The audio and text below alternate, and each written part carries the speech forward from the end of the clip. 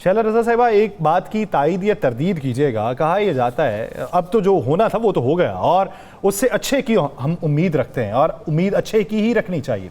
لیکن کہا یہ جا رہا ہے کہ کل پاکستان پیپلز پارٹی اور جمعیت علماء اسلام ابتدائی طور پہ جسٹس منصور علی شاہ صاحب کے نام پہ اصرار کر رہے تھے، لیکن بعد میں پھر باہمی اتفاق رائے سے جسٹس یحییٰ آفریدی صاحب کا نام آیا. کیا ایسا ہی ہے؟ جی مجھے معلوم نہیں، میں اس کمیٹی میں نہیں تھی. صحیح. اچھا، بلاول بھٹو زرداری صاحب نے اس آئینی ترمیم پر بڑا کام کیا اور انتھک کام کیا، صبح سے لے کر شام تک، اور اس کا کریڈٹ بھی انہیں جاتا ہے.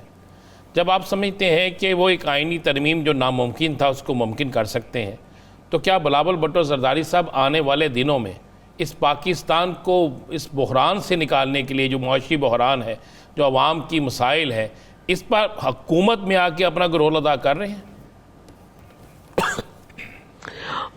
میرا خیال ہے ایسی بات نہیں ہے، اور جہاں جہاں حکومت کو مدد کی ضرورت ہوگی اور جو ہم سمجھتے ہیں کہ جو کام ہماری پارٹی سے بہتر طریقے سے ہوگا وہ ضرور کیا جائے گا.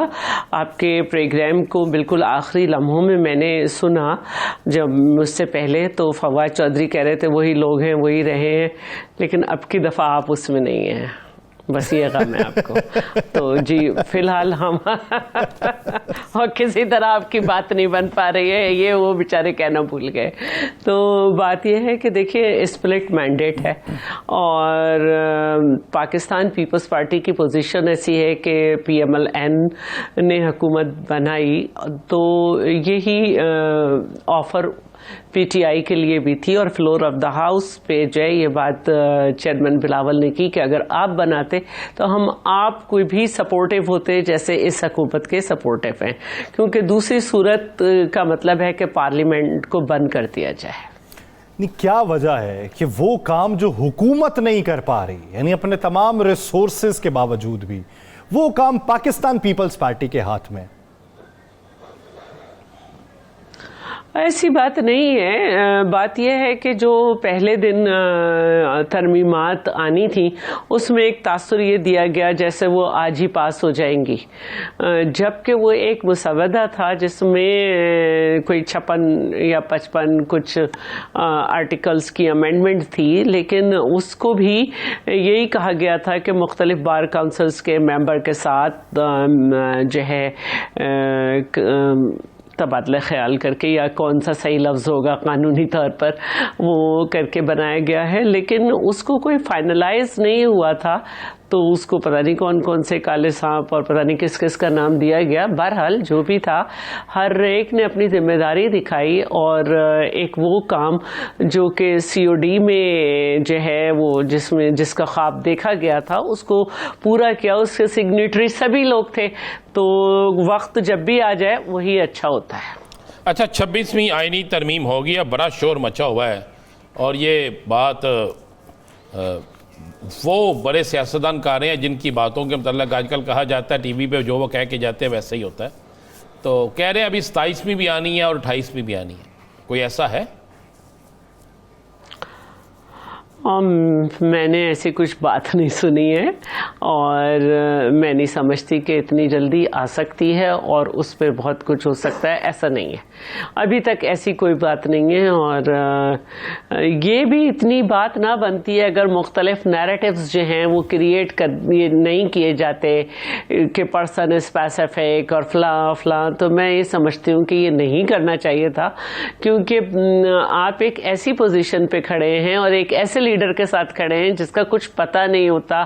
اس کے آپ پوری امینڈمنٹس میں شریک تھے، آپ کا کوئی ڈسینٹنگ نوٹ نہیں ہے، آپ کے بڑے واضح بیانات ہیں کہ ہم مولانا کے ساتھ ہیں، مولانا کے فیصلے کے ساتھ ہیں، لیکن عین موقع پہ آپ اڈیالہ جیل کی طرف مڑ گئے، اور وہاں سے پھر وہی آیا جو ہمیشہ جو بات چیت ہوا کرتی تھی اس کے بعد کا انجام ہوتا تھا. کیونکہ مجھے اچھی طرح یاد ہے کہ جب ایک دفعہ پہلے مذاکرات ہو رہے تھے تو شاہ محمود قریشی صاحب نے کہا کہ ہم 80% اپنے اہداف پا چکے ہیں، لیکن پھر ایک دم سے سبوٹیج ہو گئے. تو اس دفعہ بھی یہی ہوا. اور پھر اس کے بعد جو بہت ہی افسوسناک بات ہوئی وہ یہ ہوئی کہ اچانک آنے والے پارٹی میں لوگ صرف الیکشن لڑ کے وہ اتنے حاوی ہو گئے کہ پارلیمنٹ میں بیٹھے ہوئے لوگ جو کہ اپنا حصہ ڈالنا چاہ رہے تھے فائنلائز کرنے کے لیے چیف جسٹس کا نام، ان کو ان کی ہدایت پہ نہیں جانا پڑا اور وہ اپنے پارلیمانی رول کو جو کہ اچھا نبھا رہے ہیں پارلیمانی کمیٹیز میں، اسٹینڈنگ کمیٹیز میں، ہر جو کانسٹیٹیوشنل ایک پوسٹ ہے اس کے لیے وہ ہر الیکشن میں حصہ لے چکے ہیں، روز کی ڈیبیٹ میں حصہ لے رہے تھے. ان کو پہلے ووٹ سے محروم کیا گیا اور پھر اس کے بعد ان کو اس فیصلہ سازی میں بھی نہیں آنے دیا. کیا ہوا اگر وہ آ جاتے اور جس کو چاہے ووٹ کر دیتے، ان کو کوئی ہدایت دے دیتے کہ فلاں شخص کو ووٹ دے دے نامینیشن چیف جسٹس کے لیے، لیکن ایک ان کا پارٹ تو بنتا نا. یہ کیا بات ہوئی؟ اچھا شیلا رضا صاحب، آپ کی اپنا رول پلے جو رانا صاحب پہلے پوچھ رہے تھے کہ 27ویں اور 28ویں بھی آ سکتی ہے. مجھے یاد ہے کہ جب پہلی ملاقات مولانا فضل الرحمان صاحب کی پاکستان پیپلز پارٹی سے، غالباً دوسری، اس کے اندر مولانا نے اس 56 نکاتی مسودے کے اوپر یہ کہا تھا کہ اتنی اجلت میں کیا کرنا ہے، آدھا اب کر لیں اور آدھا بعد میں کر لیں گے. یہ کہیں ایسا تو نہیں ہے کہ ابھی آدھی ترامیم ہوئی ہیں اور کچھ عرصے بعد یہ کلی طور پہ ہوں گی، یا یہی کلی طور پہ تھی جو اب تک کی سجیشنز تھی؟ میں یہ سمجھتی ہوں کہ اگر آگے بھی کوئی ایسا کام ہے جس کو ہونا ہے تو کنسنسس ہوں گے تو ہو جائے گا، اور اگر کنسنسس نہیں ہوتے تو یہ بھی نہ ہوتا. اور یہ بھی کوئی کسی کی شکست یا جیت کی بات نہیں تھی، کیونکہ آئینی معاملات میں کنسنسس جتنا زیادہ ہو وہ اچھا ہوتا ہے. تو لیکن یہ شو کیا جا رہا تھا کہ اگر یہ ترمیم نہیں ہوئی تو بڑی شکست ہو جائے گی حکومت کو اور اس کو. تو ایسی بات نہیں ہے. ہر حال میں جمہوریت کی جیت جبھی ہوتی جب کنسنسس ہوتا یا کنسنسس نہ ہوتا. اصل بات وہی ہوتی کہ کنسنسس نہ ہونے پہ نہ ہوتی اور ہونے پہ ہو گئی. آنے والا سیاسی سینیریو کیا دیکھ رہی ہیں آپ؟ میں یہ سمجھتی ہوں کہ 2-4 دن میں، چونکہ اب فرائیڈے کو اور اس کے بعد منڈے کو شاید سیشن ہو، شاید میں کچھ کہہ نہیں سکتی کیونکہ میں ایڈوائزری کمیٹی کی میٹنگ میں نہیں پہنچ سکی تھی. تو میں پھر جب سیشن ہوگا یہ بات پرانی ہو جائے گی. اور ویسے تو سنی اتحاد کونسل کے اندر جو ممبرز ہیں وہ ہر دفعہ کھڑے ہو کے اسپیچ کی تلاش کرتے رہتے ہیں. وہ کچھ نہ کچھ اسپیچ کرتے رہیں گے، ہم انہیں بڑاس نکالنے کا موقع دیتے رہیں گے.